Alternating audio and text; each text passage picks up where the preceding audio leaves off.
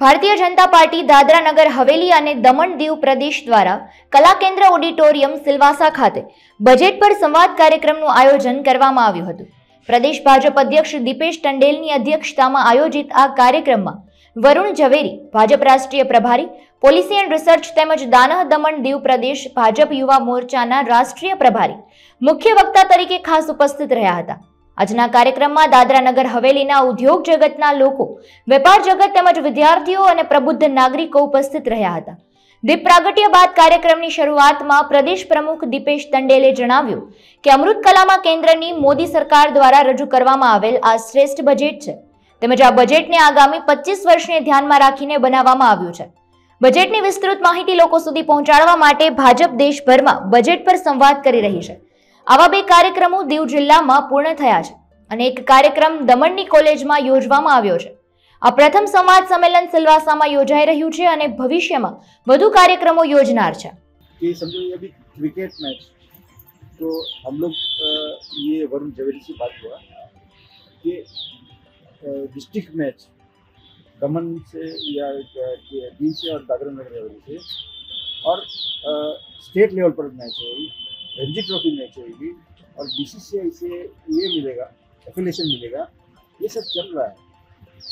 जो ये वरुण झवेरी आए थे आज, ये राष्ट्रीय प्रभारी है और ये बजट के बारे में 2023-24 की बजट पर ये अमृत काल तो अच्छा स्टूडेंट के साथ इंटरेक्ट हुआ। और ये वरुण जी ने भी जो हमारे जो आदरणीय यशस्वी प्रधानमंत्री विचार है, उसका जो विजन है वो ये वरुण झवेरी ने इधर पेश किया। और बजट के बारे में बहुत कुछ बताया कि एक खाली जीएसटी है तो उसके साथ जीएसटी की कितनी कमिटी में क्या क्या प्रोसेस है, और दूसरा जो कोई भी चाहे सब फैक्टर है ये सब उसने बताया बहुत अच्छी तरह से। और जो कॉमन मैन को जो फायदा हुआ उसके बारे में भी बहुत कुछ बताया उसने। भाई 7 लाख तक अभी फ्री कर दिया और भी बहुत सारे है उसने बताया। तो मेरा ये मानना है कि सिलवास में जो स्टूडेंट है और यंग लड़के जो है उसके साथ जो इंटरेक्ट हुआ ना वो बहुत इंटेलिजेंट और बहुत सोचने वाली। मैंने तो कहा कि सिलवासा में काफ़ी महीने में स्टूडेंट लोग बहुत होशियार है और यहाँ की जो स्कूल है वो भी काफ़ी नामी स्कूल है, जिससे ये स्टूडेंट लोग जो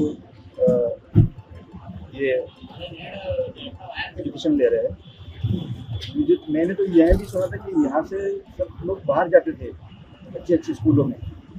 आज मुंबई महाराष्ट्र से एक अच्छा मिनिस्टर लेवल का आदमी मुझे लगता है कि लोगों सिलवासा में या दमन में जाने के लिए, स्कूल में जाने के लिए, एडमिशन लेने के लिए हमारे पास आता है। ये विकास है। सबका साथ सबका विकास सरकारनी फिलसफी खेडूत, महिला, युवाओं, ओबीसी, अनुसूचित जनजाति, दिव्यांगन અને આર્થિક રીતે નબળા વર્ગને આવરી લેતા સર્વ સમાવેશક વિકાસ સુવિધાઓ પૂરી પાડશે। हमारा प्रेस कॉन्फ्रेंस है, ठीक है, वो बजट पे है। मैं संगठन और संगठनात्मक जो देखिए, मैं अगर संगठन के उसी हिसाब से बोल रहा हूँ तो बहुत ही सिंपल है। हम बहुत अच्छा यहाँ पे काम हुआ है। बूथ लेवल पे भी कमिटीज बनी है, युवा मोर्चा भी बहुत तीव्र गति से काम कर रहा है, प्रदेश की भी जो मेन बॉडी है वो भी हर जगह पे काम कर रही है। और उसका एक उदाहरण है कि दीव में जो अभी हमारे लोकल चुनाव हुए थे उसमें 13 सीटों में से 13 सीट भारतीय जनता पार्टी को मिली थी। और ये एक this a clear tribute and testimony to the effectiveness of the work that we are doing. So भले वो युवा मोर्चा है, कोई भी मोर्चा है जो पार्टी के साथ जुड़ा हुआ है, वो बहुत एक इफेक्टिवली काम कर रहा है। और हमारे जो कार्यकर्ता है वो जमीन पे जाके संपर्क करते हैं और एक संबंध बनाते हैं हमारे जितने भी आम नागरिक है उनके साथ। तो ये एक बहुत अच्छा कार्य चल रहा है और मुझे लग रहा है कि आगे जाके भी ये संगठन का काम चलता रहेगा। आज जो ये हमारा एक टाउन हॉल हुआ है, पूरे भारत में अलग अलग जगह पे करीबन 50 से 60 अलग अलग जो इम्पोर्टेंट सिटीज है वहाँ पे नेशनल लेवल से कहीं पे सेंट्रल लेवल की मिनिस्ट्री से सेंट्रल मिनिस्टर्स आए हैं, अलग अलग पार्टी के स्पोक्स पर्सन्स आए हैं, ऑफिस बेरर्स आए हैं, और साथ ही साथ ये जो कार्यक्रम है वो हम जिलों में भी कर रहे हैं, और जिलों में जाके हम ये भी कह रहे हैं कि मंडल पे भी ये काम करिए। तो ये जो पहली बार ऐसा बजट है, तो और आप बजट में भी देखे होंगे कि बजट में वित्त मंत्री पहले एक रिपोर्ट देती है कि हमने क्या क्या अचीव किया है। तो ये जो रिपोर्ट है वो हम बजट को भी आगे लेके जा रहे हैं और हमारे काम को भी आगे लेके जा रहे हैं, क्योंकि ये जो नरेंद्र मोदी जी की सरकार है वो हम पार्टी, राजनीति और चुनाव, हम एक ही मकसद और एक ही एजेंडा से लड़ते हैं, और वो है हमने क्या विकास आपके लिए किया, और इसी को हम आगे ले जाते हैं। तो हर गांव जितने भी पॉसिबल है हम वहां तक ले जाएंगे बजट को, और इसको हम सारे जितनी भी हमारे नागरिक हैं उनको बताएंगे कि इस बार सरकार ने बजट में क्या क्या अलग अलग घोषणाएं की। इस बार का जो केंद्रीय सरकार का जो बजट है वो एक बहुत ही ज्यादा दूरदर्शी बजट है। उसमें सारे अलग अलग सोसाइटी के जितने भी अलग अलग सेक्शंस होते हैं उनको समावेश करके उनके लिए किस तरह से विकास की गति को बढ़ाया जाए, और उनकी जो जिंदगी है, रोजमर्रा की जिंदगी, उसको किस तरह से सुधारा जाए, और साथ ही साथ जो हमारा देश भारत है उसको आगे आने वाले 10 से 15 साल में और किस तरह से इंफ्रास्ट्रक्चर बढ़ाया जाए, अलग अलग नए सेक्टर्स उसमें खोले जाए, और किस तरह से जो हमारा एक 5 ट्रिलियन इकोनॉमी डॉलर का एक जो सपना है उसको किस तरह से साकार किया जाए। वो इस बार का केंद्रीय बजट उस बात पे एक बहुत ही बड़ा एक कदम है। अगर आप इस बजट को ध्यान से देखते हैं तो आप देखेंगे उसमें किसान के लिए, युवाओं के लिए, महिलाओं के लिए, अनुसूचित जाति के लिए, अनुसूचित जनजातियों के लिए, मिडिल क्लास के लिए, सैलरीड के लिए, जो अलग अलग छोटे व्यवसाय करते हैं उनके लिए, सभी के लिए इस बजट में बहुत महत्वपूर्ण अनाउंसमेंट्स है। और इसी चीज की आज हमने सिलवासा में काफी विस्तार में चर्चा भी की है, और हमने अलग अलग क्वेश्चंस भी लिए जिसमें बहुत सारे जो इंटरेस्टिंग पहलू थे बजट्स के उसको हमें डिस्कस करने का एक मौका मिला। ठीक है, वो उसके 2 ड्राइवर्स होते हैं, एक होता है फिस्कल पॉलिसी, एक होता है मॉनेटरी पॉलिसी। और इकोनॉमी के जो 2 की पर्टिकुलर आउटकम्स है वो है इकोनॉमिक ग्रोथ, दूसरा है इन्फ्लेशन। इन्फ्लेशन जिसको कहते हैं हम महंगाई। अगर हम मॉनेटरी पॉलिसी को ढंग से मैनेज नहीं करते तो इन्फ्लेशन बहुत ज्यादा बढ़ जाता है, महंगाई बढ़ जाती है।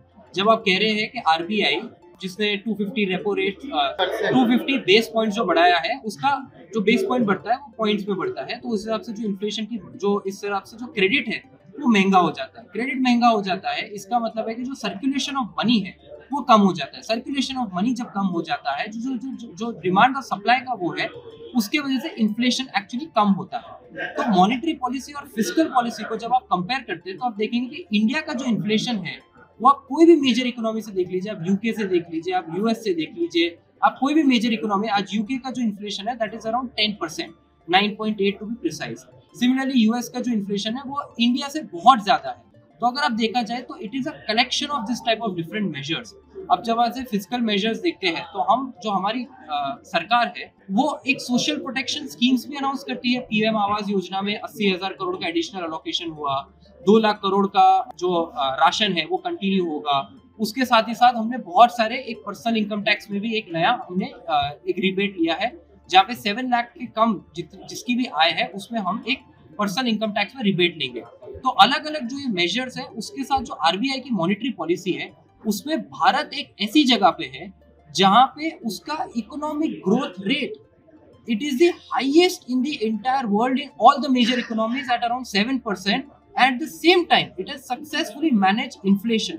ये चीज को हमें उससे भी ध्यान रखना पड़ेगा कि पूरा जो विश्व है वो एक महामारी से बाहर आ रहा है, उसके साथ ही साथ रशिया यूक्रेन का वॉर भी चल रहा है, उसके साथ ही साथ यूएस में एक बहुत बड़ी टेक्नोलॉजी इकोनॉमिक क्राइसिस है, उसके साथ यूरोप में भी एक बहुत बड़ी क्राइसिस है। लेकिन इन सब चीजों को मैनेज करके हम एक ऐसी जगह पे है जहां हमारा ग्रोथ रेट भी अच्छा चल रहा है, हमारे सोशल प्रोटेक्शन मेजर्स भी अच्छे चल रहे हैं, और साथ ही साथ हम महंगाई को भी बहुत अच्छे से। और एक और छोटी सी चीज आपको बताता हूँ, एक और यार्डस्टिक जो होती है इकोनॉमी की वो होती है फिस्कल डेफिसिट। जब हम कोविड से निकल रहे थे हमारा फिस्कल डेफिसिट था 9.8%। हमने तब निर्मला सीतारमन जी ने बोला था कि हमारा जो टारगेट है फिस्कल डेफिसिट का that is around 4.5 to 4.6%। in the next 5 to 6 years by 2025. Today, I am very happy to announce that we have reduced that fiscal deficit from 9.8 to around 6.4%. So आप देख सकते हैं that we are moving in that particular journey. So you are getting the fiscal deficit right, you are getting the inflation standards right. At the same time, you are also recording a global highest growth in all the major economies. So I think I must commend, and I think all of us must commend the leadership of our Prime Minister Shri Narendra Modi ji and the entire team. Under our Finance Minister Srimati Nirmala Sitharaman ji, who has made this particular thing possible for this country.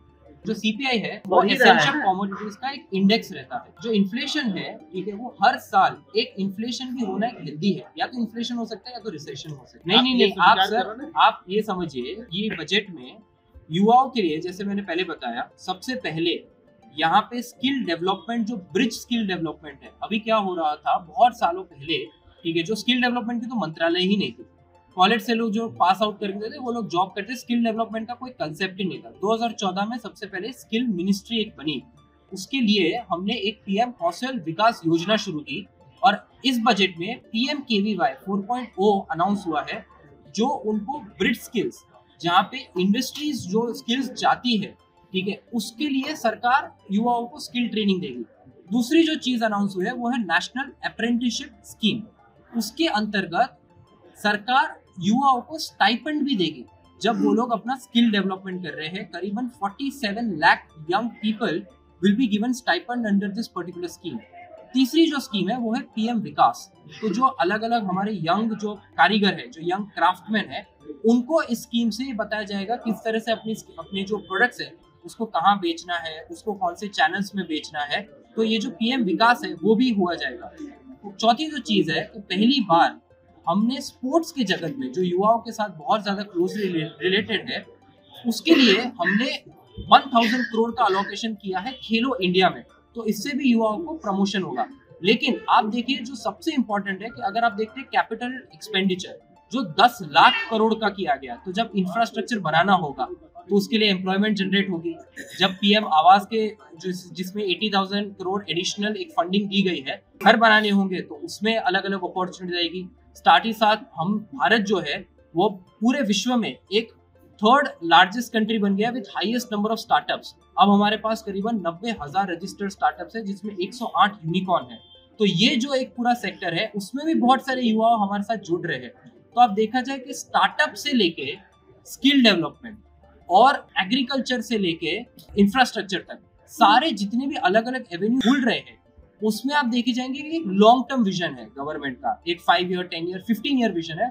और ये जो opportunities है उसकी वजह से युवा constantly इसमें employment opportunities के साथ जुड़ते रहेंगे. श्री प्रदेश अध्यक्ष श्री दीपेश टंडन जी, प्रदेश के पदाधिकारी, प्रदेश की बजट कमेटी के सारे सदस्य, और साथ ही साथ जो टाउन हॉल में हमारे साथ जो इंटेलेक्चुअल्स जुड़े, जो प्रोफेशनल्स जुड़े, जो युवा जुड़े, जो अलग अलग विद्यार्थी जुड़े, उनके साथ हमें एक अच्छा चर्चा करने का मौका मिला. आवा ज अवनवा विडियोज माटे अब तकनी चैनल ने सब्सक्राइब, लाइक અને શેર કરતા ના ભૂલશો. આ જ રીતે જોડાયેલા રહો अब तक સાથે.